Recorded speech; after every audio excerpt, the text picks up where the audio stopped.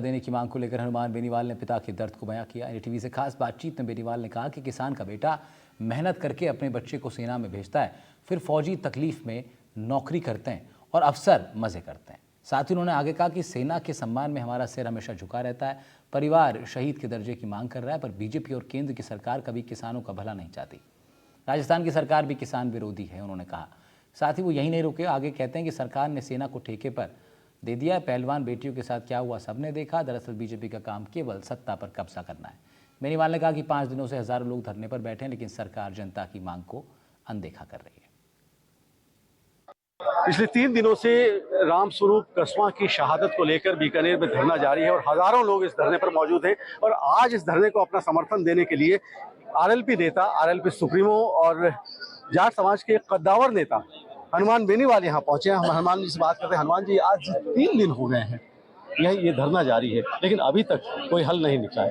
देखिए, 24 तारीख को जो शहीद रामस्वरूप कस्वां के भाई श्री राम है, वो आर्मी का, उनका टेलीफोन मेरे पास आया था और 25 तारीख को हमने समर्थन दे दिया था और हमने आह्वान कर दिया था कि सारे लोग वहाँ पहुँचे, चाहे कितने दोहरा परिवार, उनकी मदद करें। और यह तमाम पार्टियाँ, तमाम संगठन, कांग्रेस के लोग भी हैं, दूसरे जो संगठन उनके लोग भी यहाँ बैठे हैं, कॉमरेड भी यहाँ बैठे हैं, आरएलपी भी बैठी है, तमाम संगठन, बीजेपी के लोग भी बैठे हैं यहाँ पे, जो समझदार हैं। 1-2 लोग हमारे जो यूनिवर्सिटी स्टूडेंट पॉलिटिशियन निकले, निश्चित रूप से वो बैठे हैं, जो समाज को, किसान को चाहते हैं। और हम सबकी एक ही मांग है कि उसको शहीद का दर्जा मिले। और शहीद का दर्जा देने में कोई दिक्कत नहीं है। शहीद का दर्जा समय समय पे सेना देती है, पैरामिलिट्री फोर्स देती है। और शहीद का दर्जा अगर कोई बीमारी से कोई खत्म हो जाता है, शहीद का दर्जा अगर किसी का हथियार स्लिप हो जाए और गलत तरीके से, उसको भी शहीद का दर्जा मिला। अगर कोई बर्फबारी के अंदर चला गया, उसको वाहन दुर्घटनाग्रस्त होगी, उनको भी शहीद के दर्जे मिले। तो शहीद का दर्जा बड़ा इश्यू नहीं है। और चूंकि ये आत्महत्या इसलिए नहीं, कोई न तो सुसाइड नोट है, और अगर आत्महत्या है तो कोर्ट ऑफ इंक्वायरी क्यों कर रहे हैं? तो इनको आवश्यकता ही नहीं है। सुसाइड नोट लाते, आत्महत्या बता देते सारे। लेकिन सेना भी अब पीछे हट रही है। यहाँ के सैनिक कल्याण अधिकारी जिस तरह का गलत बयान दिया 3 दिन में, उसको भी नहीं हटाया अभी तक इन लोगों ने। कितनी बड़ी विडंबना, आप बताइए।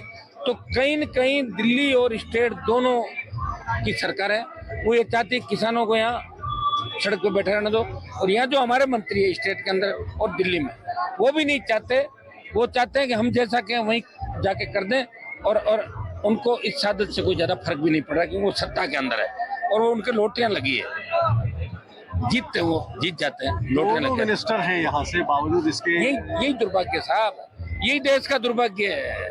जब कोविड आया था 50 लाख लोग मरे, तब अगर अंतर्राष्ट्रीय उड़ानों पे प्रधानमंत्री रोक लगा देते तो 3 महीने तक इस तरह मरीज बाहर से नहीं आते तो कोविड नहीं आता। फैलाया कोविड, मार दिया 50 लाख लोगों को। क्या कर दिया लोगों ने? फिर वोट दे दिया भारतीय जनता पार्टी को।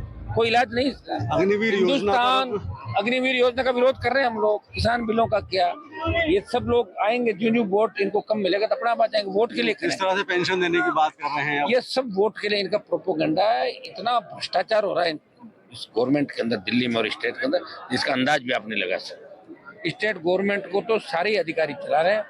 ये भजनलाल जी भजन गाते हुए घूम रहे हैं। इनको नहीं तो कोई पूछता, नहीं कुछ कर सकते हैं। और सुबह कुछ कहते हैं, दोपहर कुछ, शाम 3 बार दिन में बयान बदलता है। इनसे कोई टेलीफोन पे भी बात करता है तो लोगों को दिखाते, देखो मेरे पास इसका फोन है, इसका फोन है। ऐसे चीफ मिनिस्टर हैं भाई। अच्छा, हरियाणा में किससे? हरियाणा में मैं प्रचार करने जाऊंगा। कुछ मेरे दोस्त हैं जो निर्दलीय और पार्टी, उनका भी करूंगा। कुछ जगह कांग्रेस पार्टी का, बीजेपी के खिलाफ वोट की अपील करूंगा। जो बीजेपी को हराए, मजबूत हो, उसको वोट की अपील हरियाणा कर।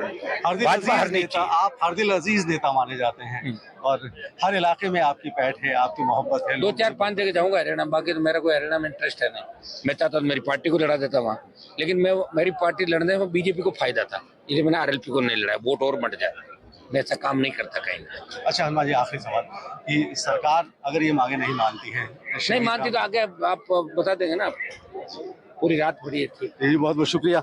हमारे साथ हैं हनुमान बेनीवाल, जाट समाज के कद्दावर नेता, आरएलपी सुप्रीमो। इनका ये कहना है कि अगर सरकार ने रामस्वरूप कस्वां की शहादत को लेकर जो मांगे रखी गई है वो नहीं मानी तो हम आंदोलन को उग्र करने में नहीं हिचकेंगे। और साथ ही उन्होंने ये कहा कि हरियाणा में वो चुनाव प्रचार करने जाएंगे, लेकिन सिर्फ वो अपने दोस्तों के पक्ष में चुनाव प्रचार करेंगे। एनडीटीवी के लिए कैमरामैन राजेश छंगानी के साथ डॉक्टर नासिर जैदी, बीकानेर।